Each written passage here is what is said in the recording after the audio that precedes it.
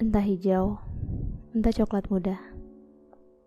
Belum pernah kulihat bola mata berwarna hijau, jadi tak bisa terlalu yakin.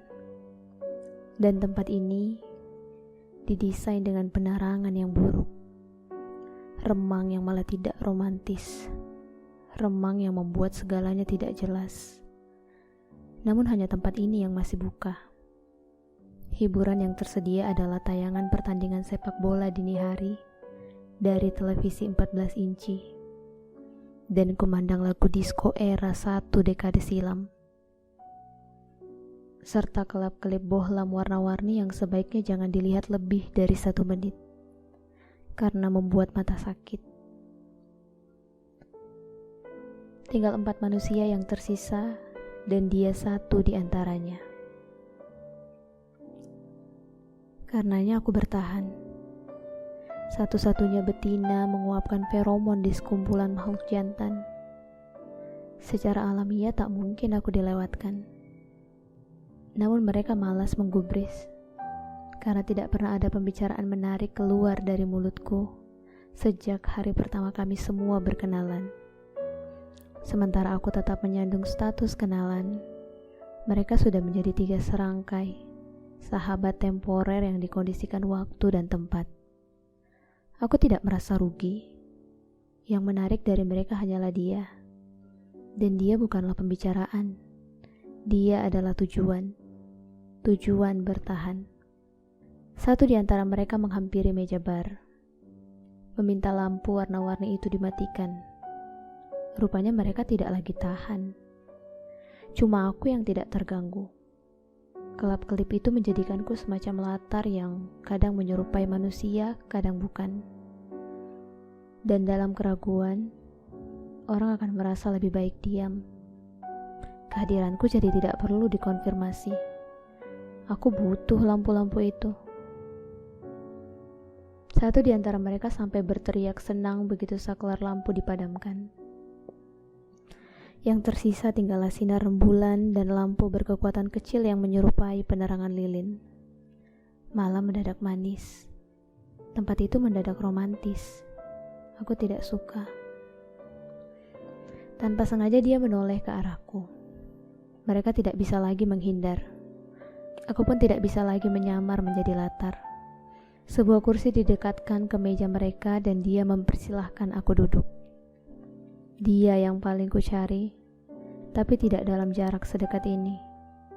Kursi kami yang berdempetan membuat tempurung lutut kami bersinggungan.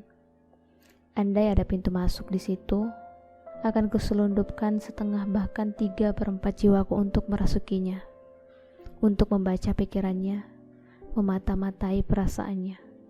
Cukup 1/4 saja jiwaku berjaga di meja itu, untuk tersenyum sopan, tertawa kecil, dan merespon "oh" atau "oh" atas percakapan apapun. Kami sedang melakukan satu permainan, dia menjelaskan. Bertukar cerita paling sedih, temannya menambahkan. Yang terpilih jadi juara akan mendapat ini, sebuah botol bir yang masih utuh digeser ke pusat meja. Cepat kujelaskan bahwa aku tidak minum bir sehingga tidak perlu ikut berlomba. Cepat pula mereka melontarkan ide baru, bahwa bagi yang tidak minum bir akan disediakan hadiah lain, yakni kesempatan untuk memilih siapapun untuk melakukan apapun dan tidak boleh ditolak. Ide itu disambut baik. Bahkan ide bir sebagai hadiah utama dilengsarkan. Satu demi satu bercerita. Kisah putus cinta, kisah kehilangan teman, dan kisah bencana alam. Tiba gilirannya. Dia berkisah tentang cahaya. Dia pernah mati suri, dan dalam tidurnya, ia melihat padang hijau, lalu cahaya besar. Namun di saat cahaya itu hendak merengkuhnya, ia justru terbangun. Semua orang yang saat itu menungguinya terbaring koma tentu saja bergembira. Tapi ia tidak. Hatinya bahkan patah. Ia menemukan cinta sejati dalam sebuah cahaya entah apa yang cuma bisa ditemui saat mati suri atau mati betulan. Pertemuan yang teramat mahal.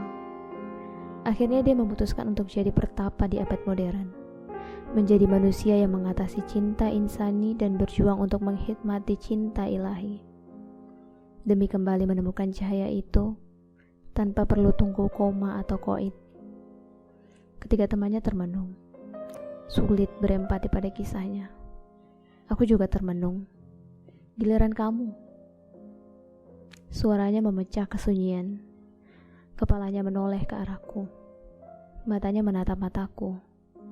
Cepat aku menatap bulan yang lebih mudah dihadapi. Sejenak aku teringat botol bir yang berembun tadi. Aku teringat trotoar tempat kami berjalan dan kakinya yang kubiarkan melangkah beberapa meter di depan. Aku teringat siluet punggungnya yang menghadap panggung di bar yang kami kunjungi sebelum ini. Aku teringat kehidupanku beberapa hari yang lalu sebelum bertemu dengannya. Aku teringat kemana aku harus kembali setelah malam ini dan kemana ia pergi nanti. Aku mulai berkisah tentang satu sahabatku yang lahir di negeri orang, lalu menjalani kehidupan keluarga imigran yang sederhana. Setiap kali ibunya hendak menghidangkan daging ayam sebagai lauk, ibunya pergi ke pasar untuk membeli bagian punggungnya saja. Hanya itu yang mampu ibunya beli. Sahabatku pun beranjak besar tanpa tahu bahwa ayam memiliki bagian lain selain punggung. Ia tidak tahu paha, dada, atau sayap. Punggung menjadi satu-satunya definisi yang ia punya tentang ayam. Mereka semua senyap, lalu memandangiku. Mereka tidak menduga kata-kata sebanyak itu keluar dari orang yang selama ini mereka kira Arca. Dan betapa gemas mereka menanti lanjutan cerita tentang punggung ayam di negeri orang. Aku menghela napas. Kisah ini terasa semakin berat, membebani lidah. Aku sampai di bagian bahwa aku telah jatuh cinta. Namun orang itu hanya mampu kugapai sebatas punggungnya saja. Seseorang yang cuma sanggup kuhayati bayangannya dan tak akan kumiliki keutuhannya. Seseorang yang hadir sekelebat bagai bintang jatuh, yang lenyap keluar dari bingkai mata sebelum tangan ini sanggup mengejar. Seseorang yang hanya sanggup kukirimi isyarat sehalus udara, langit, awan atau hujan. Seseorang yang selamanya harus dibiarkan berupa sebentuk punggung. Karena kalau sampai ia berbalik, niscaya hatiku hangus oleh cinta dan siksa. Sahabat saya itu adalah orang yang berbahagia. Ia menikmati punggung ayam tanpa tahu ada bagian yang lain. Ia hanya mengetahui apa yang ia sanggup miliki. Saya adalah orang yang paling bersedih. Karena saya mengetahui apa yang tidak sanggup saya miliki. Kusudahi kisahku. Seraya menyambar botol bir yang tidak lagi menjadi piala. Dan mendadak terlihat sangat menarik. Mereka semua berpandang-pandangan, mencari sang juara. Aku menunduk dan memilih tidak ikut serta. Tahunan tidak mengecap alkohol, bir ini menjadi lebih dahsyat dari semua kisah sedih tadi. Tiba-tiba aku dengar mereka bertepuk tangan. Dia bahkan menyalamiku. Kisahku dinobatkan jadi juara, dan kini saatnya menentukan hadiah yang ku mau. Siapa dan melakukan apa. Mereka begitu bersemangat menunggu tita dari mulutku yang ternyata penuh kejutan. Untuk pertama kalinya aku menjadi bagian dari mereka.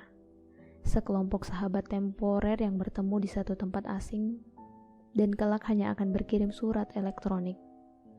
Namun bukan itu yang kucari. Aku hanya ingin kembali ke tempatku di belakang sana, menikmati apa yang kusanggup. Bukan di meja ini, bukan di sebelahnya, bukan bersentuhan dengan kakinya. Malam itu, sebagai hadiah kisah sedihku tentang cinta sebatas punggung dan punggung ayam di negeri orang, aku memilih dia. Aku menyuruhnya pergi ke bar dan menyalakan saklar lampu warna-warni tadi. Kemudian aku permisi pergi ke tempat dudukku semula, supaya sekembalinya ia nanti, diriku sudah berubah menjadi latar tak jelas yang tak perlu diajak bicara. Tempat ini kembali remang, tidak romantis. Ia kembali menjadi sebentuk punggung yang sanggup kuhayati, yang kuisyarati halus melalui udara, langit, sinar bulan, atau gelembung bir. Matanya coklat muda. Itu sudah lebih dari cukup.